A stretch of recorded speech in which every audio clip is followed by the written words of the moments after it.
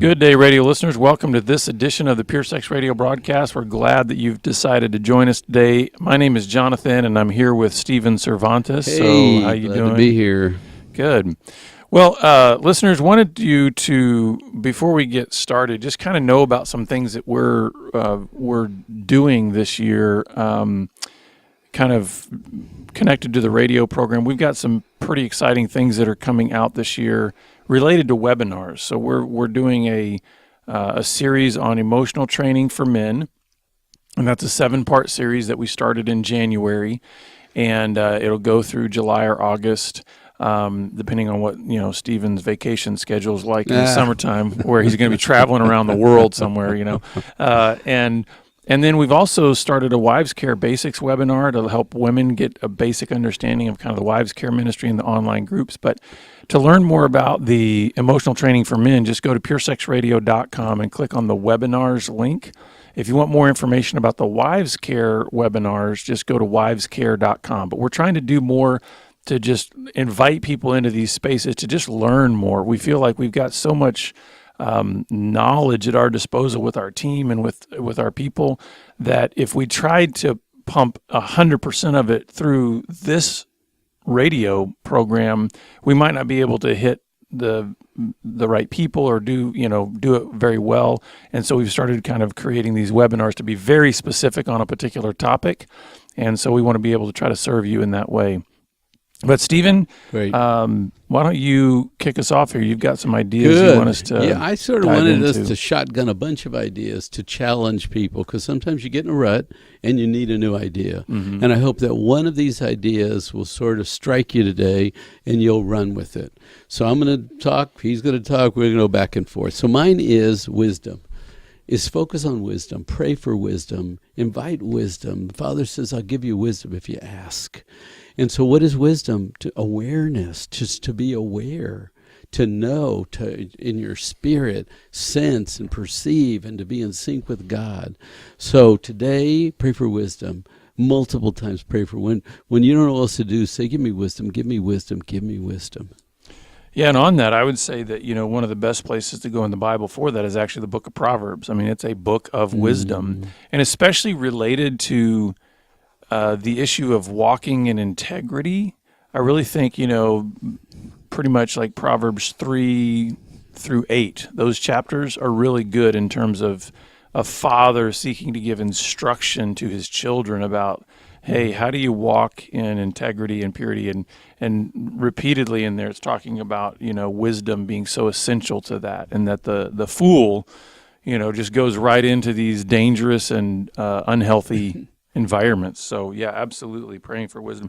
That's a good, like you said, a good daily practice, because even if it's as simple as, God, just give me wisdom today. Help me to see things from your perspective. I think that's really good.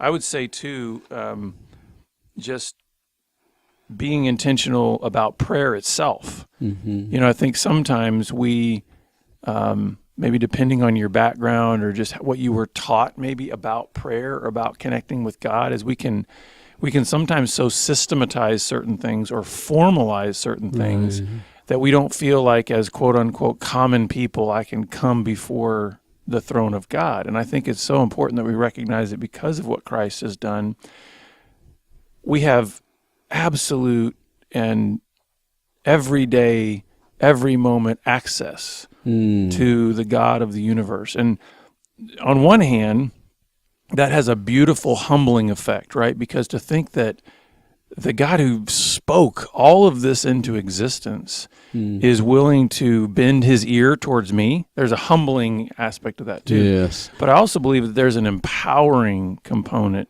to prayer, and that is that when I get in the presence of God and when I'm laying out my life before him, and then I quiet myself to hear his response, man, what he can infuse in me through his Spirit is incredibly empowering for the day. I recognize I'm not going through this day alone. I'm not going through this day with my own thoughts and my own wisdom. I get the very access to the God of gods to help me through this day. So I think prayer is essential. And what I would say to that is pray like a boy talking to his father. Just make it real simple. Just talk to your father. So my next one is, this is a fight for your life. This is a fight for your soul, for integrity, for purity, for innocence. This is a fight for good and right and feeling at peace. I mean, this is a battle. We're in a sick culture. We have to fight our flesh at times and evil at times and the culture at times and even bad friends and others with evil intent. This is a fight of your life, to hold on to purity, innocence, and rest. Fight like you can't lose it. Fight like if it has to take you out, it takes you out. I'm fighting for this. I'm holding on this. I desire this. This is a fight for good. Yeah. I would say, and what I'm going to say actually dovetails with that, but it would not be the thing that you think of when you think about fighting. And that is confession. We think about like fight of your life, like, okay, pull myself up by my bootstraps, run forward and just, charge into the fray. And I actually think that a person of integrity, a person who's pursuing integrity, understands the necessity of confession as part of that fight. When we do these workshops, and I've been doing those for many, many years. I've been on this journey of recovery and growth for almost 20 years, and in that amount of time, in almost 20 years, did you know, Stephen, I haven't had a day, not a single day, that I did not need to confess some point of missing the mark to God. In other words, it could be an attitude, it could be a thought, it could be a behavior, it could be something where it's like, I didn't live perfectly by my design. Amen. But you know what I've found the value of confession in that is all that does is just remind me how much I need a Savior, how much I need the presence of God in my life each and every moment. So confession is huge for building humility, but also recognizing where the source of conquering and winning this fight comes from. It doesn't come from us. It comes from the one in us through Christ. So, amen. I love the humility of what you just said. So we have to make a shift in our mind. We were made to be great lovers, but in our boyish, selfish nature, we became great lusters. And in our lusting, we were taking and me and pleasure and want, and we ended up empty.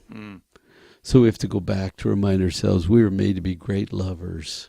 Sacrificial giving, because in giving you receive, right? And laying down you live, right? Great lovers. And so don't forget your design today. You are made to love well. Yeah. And I have to say that is one of those things that is getting watered down and diluted and misunderstood. And what I mean by that is when we use that word love nowadays in our culture, don't you think that has been an incredibly maligned word? It has been so diluted because now we just attach it to anything and everything and make it subjective, so subjective that we can say anything from I love my, hamburger to I love my spouse to I love my God. And it's like, you know what I mean? So I think we're getting to a point where we almost have to put qualifiers on what we actually mean when we say love. Because when I hear you say we were made to be great lovers, I think to just throw that out into the culture, there's a million different interpretations that happen to that. So what I would say is, even as kind of a qualifier on that, is as men, I believe that we were called to be those who sacrifice ourselves for the good of another.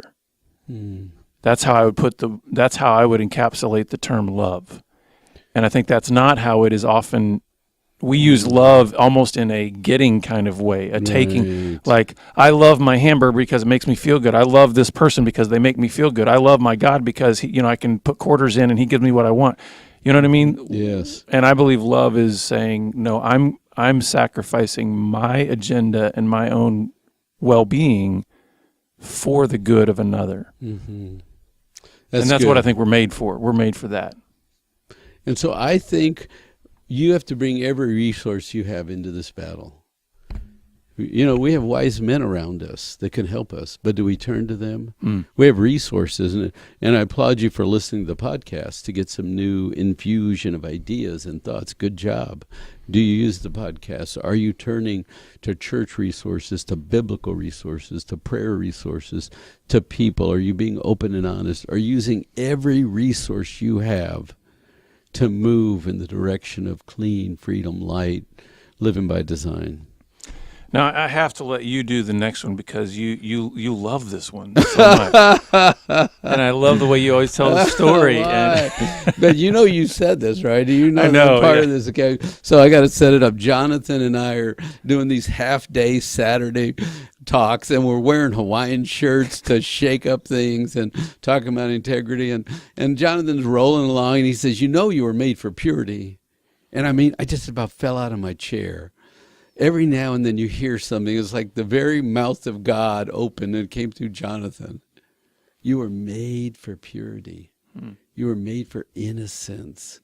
And it's just like, there's such power in that. I was made for purity, to live like a innocent boy who's light and free and clean and made to discover this big world he made for us. I was made for purity. Yeah, and I think the key to understanding that is the issue of design. Like, I gotta kind of volley back to you because there was a time you went up to Seattle to speak to a group of men, and you made a similar kind of statement when you actually said, did you know as men we're to walk in innocence? And you said half the room just started bursting out laughing. Right. And if you think about that, isn't that essentially showing the influence of the culture into the church, of essentially saying, innocence, that's ridiculous, that's stupid, that's a laugh. Innocence, nobody's innocent. But when you think about design, you've said it this way before, if you think about what our original design was, it was to run around naked in a garden. Like enjoyment and joy and pleasure and fruit and that was his idea. That was his idea, yeah. So the thing is that in many ways this process that we like to call of redemption, of reclaiming what God has designed us for, is a return to innocence, a return to an idea that says the boundaries that God established around even our bodies and our sexuality, those are good. And I think you and I could testify to the realities of the joy and the peace that comes by staying within those boundaries. Wouldn't you say? Amen. That, when we start thinking that we need the things that are on the other side of the boundary, that's when all the stress and discord and chaos comes into our lives. But when we stay safely tucked within these loving boundaries that God has, protective boundaries that God has placed, I don't know about you, but I find incredible joy. Like, it's just incredibly peaceful. And it's like we're boys again. We can explore and learn and laugh and roll on the floor, and we can climb the tree and explore the mountains. Yes. So this next one is your title, but I'm going to introduce it, and you say whatever you want. Be broken. Just be broken. Just own that you made a mess. Just own that you've been divided. Just be where you are as your starting point. We start in that we made a big broken mess of our lives. Yeah, and I get questions about this all the time, obviously. They're like, why did you name this ministry Be Broken? What's that all about? Be fixed, be well, be good. And I really believe that there's two sides of this. One is the side that Stephen's talking about. There's an admission that we're a mess. We have brokenness in our lives in the sense that we are not perfect. We're sinful. We struggle. We stumble. We fall. There's brokenness. So just the admission of that is one side of it. I think there's another side of it too, and that is that when we begin to seek after God and walk in His ways, we recognize the need to be broken before Him. And what I mean is there's one aspect of brokenness that is just a reality of our humanity, right? Fallen humanity, we're broken. There's another aspect of brokenness that says I'm going to choose to remain weak in order that I can experience the power of God in my life. When Paul was saying, I'll boast in my weaknesses, there's a part of me certainly that would say, would you take those away, God? And he simply says, my grace is sufficient, and can I rest in that? Can I be okay with being weak and frail and finite. And that's the other aspect of brokenness, is a willful choice to stay in that state, so then the very power of God may be realized in my life. That's good.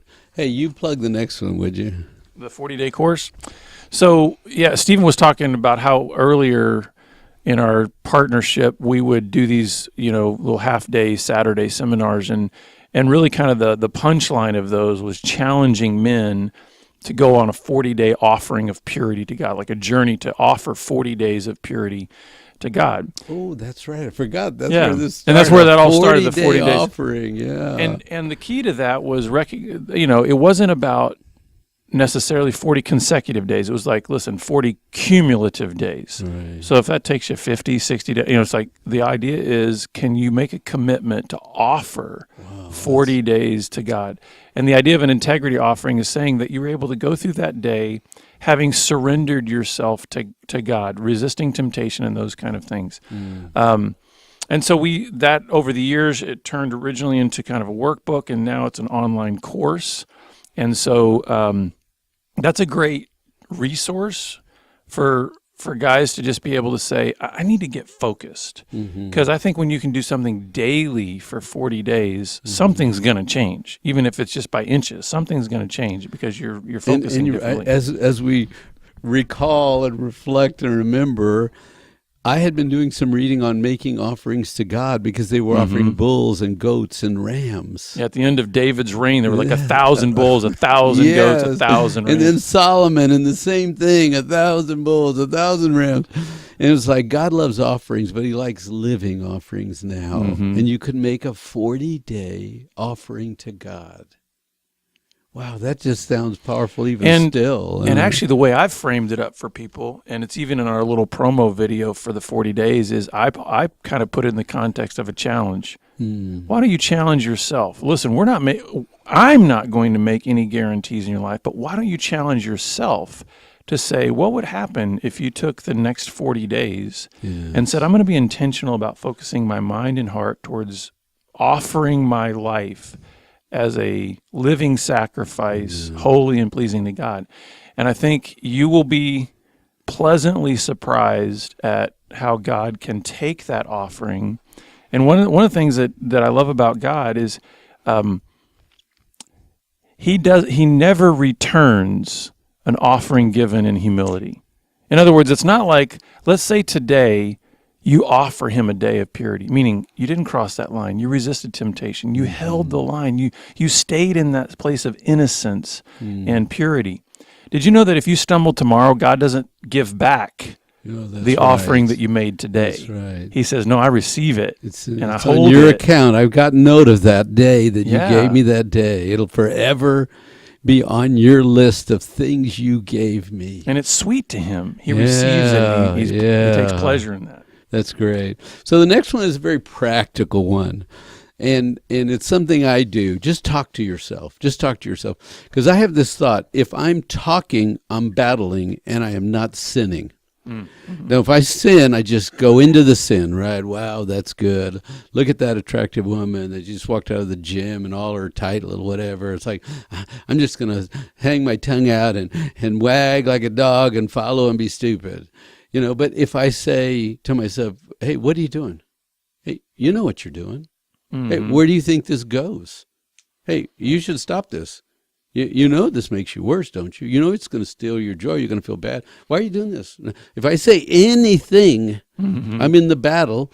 And if you think about who am I talking to? I'm talking to God. And I'm wrestling before my Father with, hey, brain, knock it off. Yeah. I'm literally challenging my brain, talking to God, fighting the fight. If I'm saying anything out loud, I'm not participating in sin. I love that. And I actually want to dovetail that with one further down here about the issue of lying. And I think it goes with that. And because what you're doing with the self-talk is you're saying, something has been introduced to me it's a lie. In other words, it's saying, what's over there is really what you need. You need to spend some time fantasizing about that. All of those are lies. The enticements of sin are always built on the foundation of lies. So what we need to do, even in the self-talk, but also just in our speech in general, is put away all falsehoods, put away all of the lying. Here's the thing that I've discovered over the years in my recovery is that the truth keeps things simple. Like if I'm honest, that keeps things simple. I'm not saying that it doesn't make things always easy, because if I have to confess sin, that's not always easy, right? But I'm telling the truth. Right. And when you tell the truth, that's all you ever have to remember. It's when you start interjecting a little lie here, a little deception there, a little falsehood over here, that now you're constructing this web that you go, okay, now, Stephen, I was talking to you the other day, and I said such, and that actually wasn't true, but now I'm talking to you now, and can I remember, was that you that I was talking to about that? It's like lies complicate our lives. And so the truth, while sometimes it's difficult to face, is the only way to be a man or woman of integrity. So my next one is read. Read on integrity, read about addiction, read about emotional growth, read about God, read about holiness, read. I mean, the TV's right there. Cable is right there. The internet's right there. Facebook's right there. Distraction is right there. Noise is right there. But how are you going to grow if you don't learn new ideas? And so, it's interesting because a lot of guys will say, I don't like to read. And I think a lot of people really have like learning disabilities and struggles, because either you like to read and you're fast and it reinforces and satisfies, or some of our brains don't work that well. And I've struggled in my youth learning to read. If I read too fast, I butcher my words, and I still stutter and stumble. I say, Jonathan, read this, will you? Because I get under pressure and I start bumbling around, and I really think it's my brain.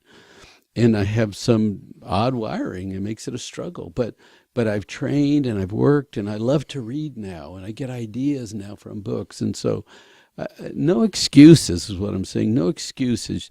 You got to read your Bible. You got to read your devotionals. You got to read for new ideas. You got to read for growth. You got to read. Mm-hmm. And nowadays, I mean, the world of the internet and all that kind of stuff is making it incredibly easy to do that. Like, my wife almost exclusively, quote unquote, reads audiobooks now. So it's like she's just constantly got a book going on, so you can. But are they talking, or are you literally reading? When you say audio book, that makes me think they're talking. Oh yeah, you're saying she's reading, and so you're saying she's listening. She's just listening, yeah. But it's the same thing. That's why I say she's reading, and I'm doing air quotes here. I got you. But it's like, so they make it's much easier now to get information. Even if it's not your eyeballs seeing words on a page, you can still get information. That's kind of what we're doing here with people listening to the podcast, is helping them get information. I would say one of the other things that I think is really important in this idea of growth and insight is dealing with the shame talk. We talked a little bit about that, but just those tapes that are playing in your head of, you're stupid, you're different, you'll always do something dumb, you're never going to change, all those kinds of things that play in. And we talked in a previous broadcast about just even how that wires the brain in a certain way. And so shame talk is beginning to say, okay, when this fires up, this lie about shame, I need to have a different response that replaces that with the truth. So when this idea that says, you are stupid, the truth can be saying, you're a child of God made in his image. You can replace it also even with some truth that might be difficult. It might be like, okay, I just did a stupid thing. Right. But I am not stupid. I am not going to destroy my value and my worth, because I'm made in the image of God. I'm a child of God. So learning how to kind of have that inner dialogue that says, when shame pops up, I need the truth to overshadow it. So you got to move from Band-Aid thinking to real growth thinking. Because I think when people are caught, when you're exposed, you don't feel good. When your weakness is pointed out, okay, I'll do something. Okay, what do you want me to do? Let me just get a Band-Aid and go. Okay, it's okay. It's not that big. It's like, no, you got to grow. You just have to grow. You have to work on growth every day. You got to grow. You can't put a Band-Aid in a little Bactine and say, okay, it's done. That's the simple. We've done way too much of that. We have to push ourselves into growth mode. And I would encourage those of you who, hearing that, immediately feel this sense of being overwhelmed and just a weight, because I can identify with that. Sometimes when I hear people talk about growth, and I have all the best intentions, my OCD kicks in, and I'm going, what I'm hearing you say, even though it's not what you're saying, is perfect growth, perfect growth, perfect growth, perfect growth.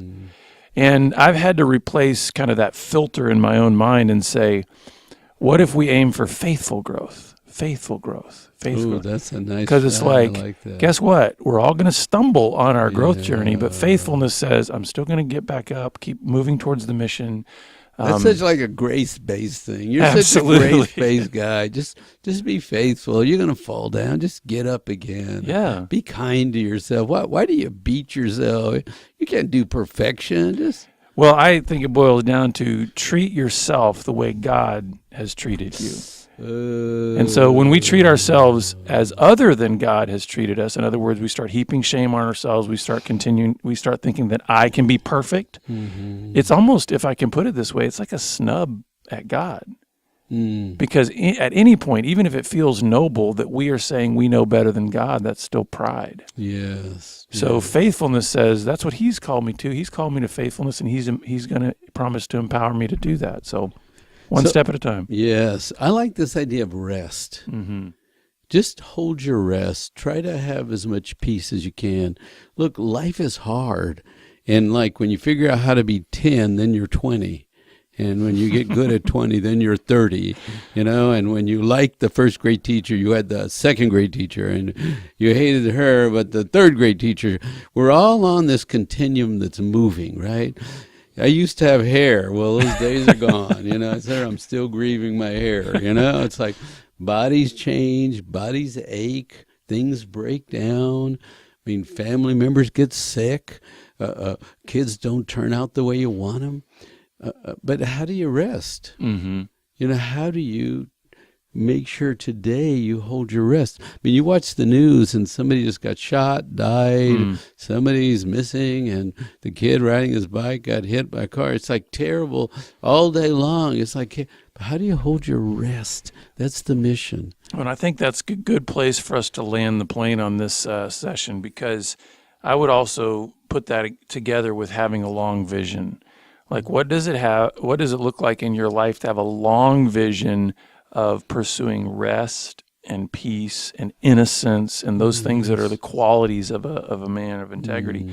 And so I want to encourage the listeners now that as you think through this broadcast here, just pick one or two of these things and say, if it's resonating with you right now, what would that look like over just even the next week? To really kind of focus in on that and think, okay, how do I pursue that a little more faithfully? How do I step into that a little bit more? It could be any number of the 20 things that we posted here.